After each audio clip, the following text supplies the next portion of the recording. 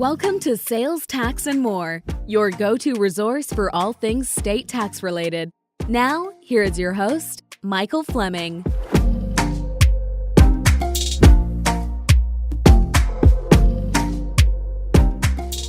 Hi, everyone. Mike Fleming, founder of Sales, Tax, and More, and today's co-host of the Sales, Tax, and More podcast, where we talk about everyone's favorite topic, which is, of course, sales tax.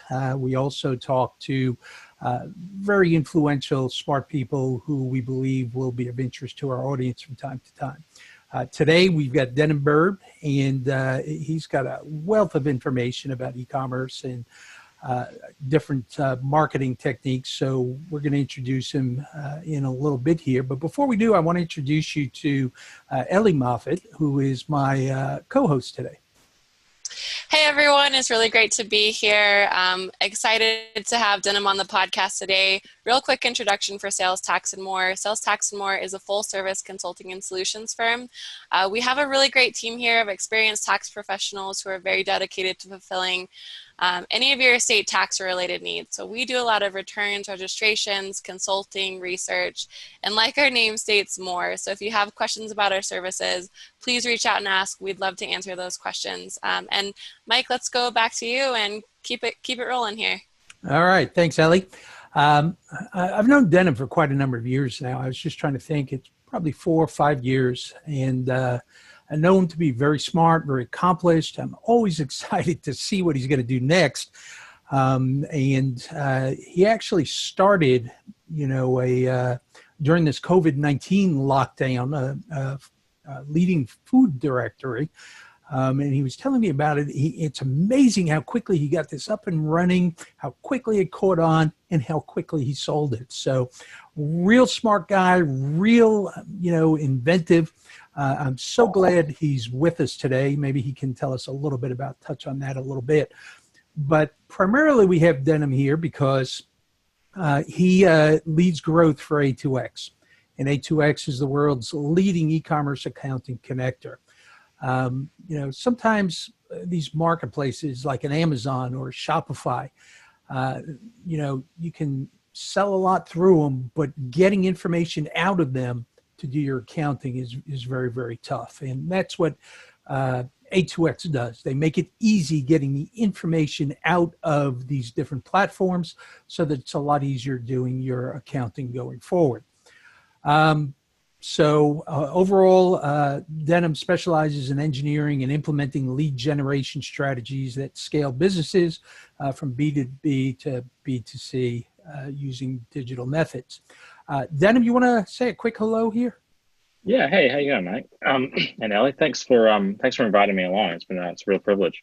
I've been working in the digital space for a long time now. I've tinkered around with lots of different stuff, and obviously in my latest tinker with this directory for online food in New Zealand, born out of a problem of waiting in lines at supermarkets and just needing to find a way to get stuff, particularly food, delivered here in New Zealand during the lockdown. So created that and scaled it up very quickly. A little bit of luck because obviously everyone else was having the same problem at the same time, and managed to sell it within 4 weeks. So pretty big creation of something and exit of something, probably the quickest I'll ever have in my entire life. But outside of that, I've worked quite a lot in the e-commerce space for B2B clients, particularly in the software area, and for A2X and for other software companies, and then also in the B2C space in terms of selling directly to consumers as well. I'm pretty excited to share some of the insights I have that hopefully will be useful to some of your listeners today. Yeah, absolutely. And who better than you to help explain some of this? Now, I've heard that we've experienced something like 10 years of e-commerce growth in the last couple of months. You want to comment on how can that happen? I know, crazy, right? Absolutely. Sometimes there's, I think like what's become very clear to all of us right now is that COVID has forced an acceleration of everything digital, everything online, and the best way to sort of articulate that was I was looking at some data the other day from the US Department of Commerce, particularly around the percentage of retail sales that have been spent online. So all money that's been spent in the United States, and how much of that's being spent online. So back in 2009, around 5.6% of dollar cents, so about $5 out of every 100 was being spent online. And that was sort of accelerating over the past 10 years at quite a steady pace. And so the past 10 years that tripled. So in 2019, 16% of all dollars were spent online. So that doesn't say retail is dead or anything like this. That just shows that you see this steady acceleration, right?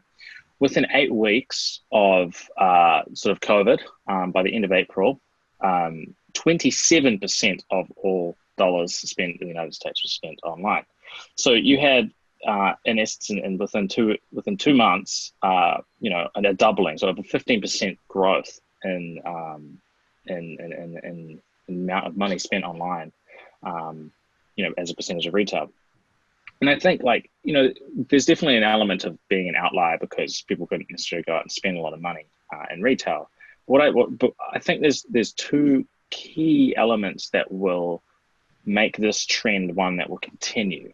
And the two key elements of that is that I think because everyone was forced online, there's ecosystems that are already there that have enabled a lot of this online buying and selling.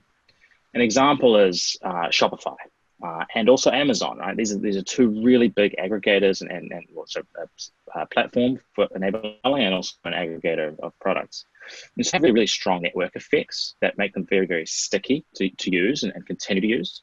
For an example, if you're, when you want to buy cheap goods, or anything really, go on Amazon.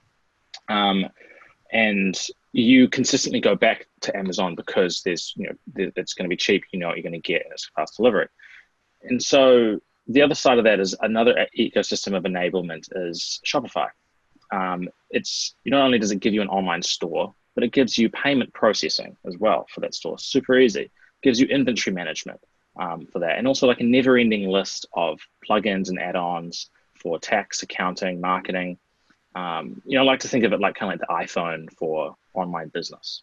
Yeah, and great analogy there. Yeah. And I think ecosystems of enablement like that help further accelerate and sort of will help further accelerate that growth. And then the other side of that enablement is that because of that enablement is happening, consumer habits are shifting because buying things online is now so much easier. And so because of that, buying online slowly becomes an expectation of business. If you want to be in business, you need to offer an online option, right? Online ordering, online store. And it's because of that, because buying is becoming so much easier online because of these ecosystems of enablement. If you don't have an online offering or you don't have an ability to buy something from you or connect with you online, you're going to be left behind because consumers now are becoming so much more comfortable with buying online and spending money online that if you're not doing it, you're leaving money on the table. Yeah, I think that's something that people feel. I mean, they really feel that it is an expectations, and business owners they know that that's an expectation as well. And Denham, I'm going to jump into this next question here. Facebook made an announcement about Facebook Shops, and we know they're working with apps that benefit e-commerce sellers like Shopify, WooCommerce, BigCommerce, etc. If you wanted our audience to know one important thing in regards to their own marketing efforts and connecting these two platforms, what would it be? What would you tell them? What should people be looking out for? Yeah, so I think the sort of the coming of Facebook Shops is a really interesting one. I know that they've already integrated, they've already experimented with this with this Instagram sort of products and tagging that you can do inside your own Instagram profile. But Facebook and Instagram are really, really big platforms, as we all know. Everyone uses them.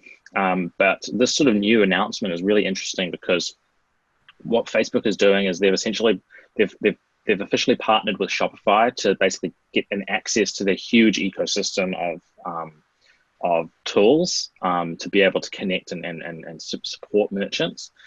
And it's kind of the missing link because Facebook is like the world's biggest discovery platform. It's how you discover new things, right? It's how you discover what your friends are up to. It's how to discover where to go. So Instagram is very similar to that. It's a place where you discover new things. And so creating a shop on that platform means that the buying process now for anyone that sells anything interesting means that your product can be discovered a lot easier now. And then within the same sort of app experience of being literally in the Facebook app or on your desktop, you don't have to leave that experience. You don't have to leave the store. In other words, Facebook's turned their platform into a store to discover new goods for you. So I think that the thing is like, for your listeners, definitely like learn about Facebook Shop and get yours set up as soon as possible if you don't already have one. And if you do have a Shopify store already, then definitely connect your account with Facebook Shop because they're sort of slowly rolling out over a little while. So I think getting on there and then leveraging it as much as possible, because it's going to be another land grab, really, and that's it's a brand new one. So I think it's one to be a part of. Yeah, absolutely. And we've been talking about some of the advancements that Shopify has made here. I want to mention real quickly sales tax, because since we've had the Wayfair decision and economic nexus, sales tax is such a big part of e-commerce out there. And in the past, I'll be real honest with you, Shopify's, sales tax system has been a little bit clunky, a little bit tough to use. And, sometimes your customers would complain, but they've spent a lot of time and energy and they've really upgraded their system. And I'm pretty impressed with what they've done recently. And they've also invited us to be one of their sales tax Shopify experts. So we can help set it up and everything else. We're one of 5 companies at this point that have been granted this Shopify experts. But to me, it's real important that, not only do you get the marketing pieces in place, but since sales tax is so important, it's got to make that easy. And it does now. And I couldn't always say that. So, but getting back to some marketing, what are some new marketing tactics for 2020 that would give you or our audience an unfair advantage in e-commerce when it comes to sales and marketing? Yeah, no, definitely. There's, I think one of the first, I'll give you a couple of fun ones, some high level ones and some actual tactics to use. I think the first high level one is just learn about these aggregators, right? And if you're not already on them, get on them and optimize for them. So Google Shopping is an example here. So Google announced that they made Google Shopping basically free for anyone to use over COVID. It was something they were going to release later this year, but they thought to bring that forward during COVID just to help everybody out, right? So that's a really good one. So connecting and it's very easy to do that within Shopify or within some of the other sort of the e-commerce platforms as well, to connect with Google Shopping. The Shopify also just recently announced integration with Walmart Marketplace as well. So getting onto there, Etsy, Amazon, obviously, getting onto the aggregators because that's where people are going to shop, right? And I feel like that should be just smart advice, just good advice. But I think the other piece is like to create a competitive advantage for you, you need to really focus on brand marketing. And so because people that will search for your brand, like that's something that you can control. Versus, you can't control what happens on the aggregators, right? On Amazon, or Walmart or the like, because they can shut you down at any second, right? And so that's why you do need to focus on creating a moat for yourself through brand marketing. And so there's a variety of brand marketing tactics that you can do. My specialty is in PPC, so pay per click on Facebook and also other platforms, and paying for those eyes and leveraging that. And one of the sort of tactics I'm really enjoying at the moment that I think is working quite well is creating quite a simple basically awareness and remarketing funnel. So what that is basically it's a multi-level funnel, and it's not very many levels. It's only 3 levels. And you have the first level is it's not directly selling your product. Let's say we're selling shoes. And it's just basically you create the first one, which is you create an audience of people that have interests to shoes or purchasing shoes, or have build these audiences off of your own sort of, if you've got an established store already, off of people that have purchased shoes from you before, like lookalike audiences on Facebook and Instagram. And inside of this sort of layer, which we call our prospecting layer, we would target them interesting articles or interesting content that is relating to shoes, but not directly selling shoes, right? It could be sizing guides or, fashion trends or, all this kind of stuff. And I like to call this kind of stuff like satellite content. Like this is stuff that is like interesting to your audience, but you're not directly selling your audience, right? And so this is stuff that sort of like could be podcasts, could be anything relating to fashion, anything like that you want to kind of build a community around. That's sort of where you target that. And so that's really interesting because you can go quite broad with that. And it's not directly selling. So like the sort of the objective of this layered campaign is for them to just engage with that content, like it, comment on it, read it, or listen to it or watch it. And then then we enter the second layer. So anyone that has done that action, so anyone that has engaged with this content, we have like a re-engagement layer. So this is where we want to re-engage with this person, after they've done this. And that's when we're starting to build a connection with your brand. So we can build these audiences again in Facebook and Instagram, and on Google Display Network as well, where people basically have engaged with your previous content. Now they kind of get to know your brand. So this is where you're going to run ads and content where people can get familiar with you and your brand and what you offer. And the objective here is for people to come to your website to potentially purchase some of your goods, right? Or basically this is an introduction to you. This is not a hard sell. It's just talking about the key benefits of what you do. And again, with the objective to come and view your website and look at your products. And then the final step here is people the objective is to do that. Then this final layer is the remarketing hard sell layer. This is people that have been to your website, they've looked at your goods, and they have not purchased anything from you. So this is when, in this layer, again, you would target, and within those ads, specials, promotions, something to help get people over the line. Because they've come to your website through the rest of the sort of funnel, and they have yet to purchase from you. So you kind of want to, you want to do something to help them get them over the line, and something that forces that to happen. So free shipping, promo, a discount, BOGO sort of thing, works quite well for that kind of that section now. So yeah, that's a really interesting funnel that I've been rolling out and seeing a lot of success with. And I think one that will give you a good advantage. It's one that you can set up, you can set it up once and you can feed lots into the top of that content piece. So that's one where you can experiment a lot with, because as soon as people engage, they get pushed down to the second layer. And as soon as they come to, look at your products, they go to the third layer. And it's sort of one that you can set up, even if you don't have a lot of volume in your store, or you don't have, you're not super established. You can set it up with quite a small budget across each 3 layers, and it will, it'll continue to deliver for you as you scale up, and as your kind of brand grows and everything else at the top of it grows as well. So that's a good one to set up and scales quite well.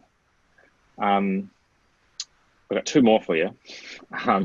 Okay. So but before we get into the second ones, do these only work in New Zealand, or these work worldwide? Oh, sorry. No, these work worldwide. Worldwide. Don't you worry. I mean, I figured so, but I was focusing on your accent there, and I love it. And I'm saying maybe we need to expand this to let people know that this works everywhere. So I want to hear more. What about these other 2 funnels or ideas that you have? Yeah, no, they definitely work everywhere. So long as the content inside of them is just relevant, right, to the audience you're talking to. So the other 2 is I mean, this is going to sound old school, but like, email marketing is quite powerful. But like, obviously to do email marketing, you need to have a good email list.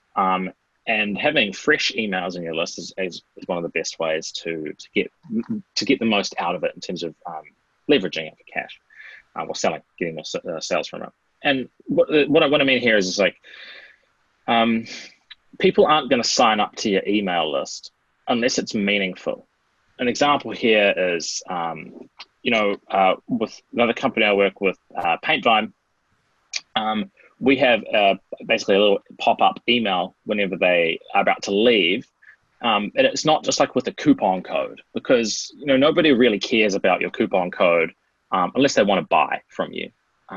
And the coupon code is an easy one because it's like, oh yeah, that's the price I'm paying for that thing. But like, if someone was going to buy from you anyway, they're going to give you your email. So you just kind of like, you're leaving money on the table there. For them to like give you an email, you need to kind of give them something that makes it worthwhile connecting with you long term. And an example here is Paintvine is an events business, and so we we give away like a free ticket every week in a draw. And so the email is like, hey, like give us your email and we'll put you in the draw to win this free ticket next week. So there's like an element of scarcity there, and it's something that's like worthwhile connecting with, right? So that's just one little tactic, and you can do that in the same way if you sell a product. It could be get a free sample, or or potentially exactly the same, go into the draw to win this product for free. So like that's create something more engaging to want to connect with, to get thrown on that email list, and then obviously leverage the email list and all sorts of other campaigns. But I think creating a good magnet is key for email lists, and when 2020, like just create something meaningful that matters, like that people actually care about, and test it as well, because in most instances, most people just don't care about your coupon code unless they want to buy, obviously. Yeah, absolutely. Makes sense. And and lastly, I think this one I think is going to become very, very important in 2020 is conversion rate optimization. We've heard about it before. You've got to, trying to optimize for your conversions and everything else. And I think as things become vastly more competitive online, because, before we talked about how many more merchants are coming online, that's a good thing for, the overall ecosystem, but it's bad for you because there's going to be lots of other people selling the same thing as you. So you need to basically understand your on-site funnel as much as possible, right? You need to understand how people get to your website, what pages they visit, and then what that pages they visit prior to them purchasing, and what the purchasing experience is like. There's this old adage, it's like you can't manage what you can't measure. And so, everybody's setup is different in terms of how they've structured their website and how it all works. I mean, the flow is, obviously is very simple: put something into the cart and then buy it. But everyone's does it a little bit differently, and you really need to understand yours just better than anyone else. And a great way, because again, understanding it means you need to measure it really well. So you need to use tools like Crazy Egg or Hotjar or other sort of snapshot tools to see how people are interacting with your website in every stage of it, and literally record sessions to see what people are doing, where people are dropping off, why people are dropping off, because that will enable you to improve those flows to then help, because if you could sometimes miss something on your website, especially as it gets bigger and bigger. There could be bits that are failing that you don't even know about, that could be costing you thousands of dollars. Another simple way is just to if you don't want to do all of that, just get some of your friends to sit down and try and buy some stuff off your website. Give them a coupon code, or just tell them you refund them afterwards or whatever. But just literally get them to sit down and literally watch them use your website.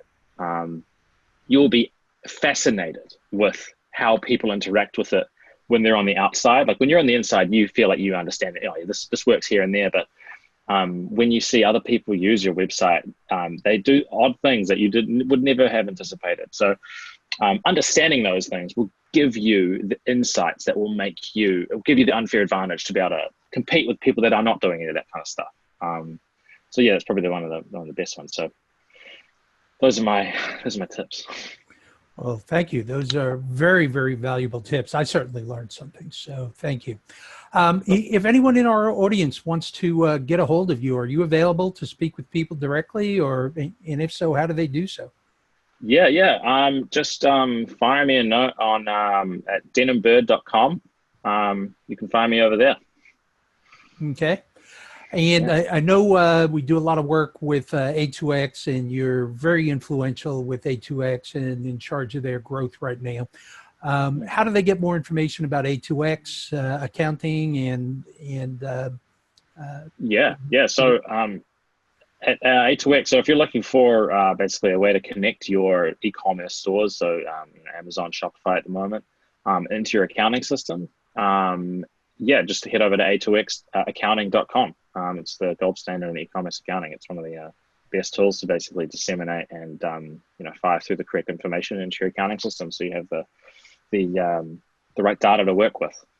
Absolutely, make your life a whole lot easier. I can guarantee you that. Well, Denham, we really appreciate you coming on and sharing your knowledge with us. I always enjoyed listening to you, and we've got to have you back at some point in the future here. But for now, thank you very much. Thank you very much. And before we close out here, I did just want to spell Denham's name for everyone. It's DENYM, bird.com. So if you're listening and you're trying to find your way there, I just wanted to make sure they have that spelling available. So good point. I would not spell it that way. I'd be searching the web forever. So thank you, Ellie. And always remember, if you need any help setting up the sales tax portion of your Shopify store or any of the different platforms you sell on, or have any other types of sales tax questions, need sales tax returns done, registrations, just reach out, salestaxandmore.com. We're here to help. Thank you, everyone. Till next time. Bye-bye. Thanks for listening. Be sure to click subscribe and check out all of the resources we have out on the web.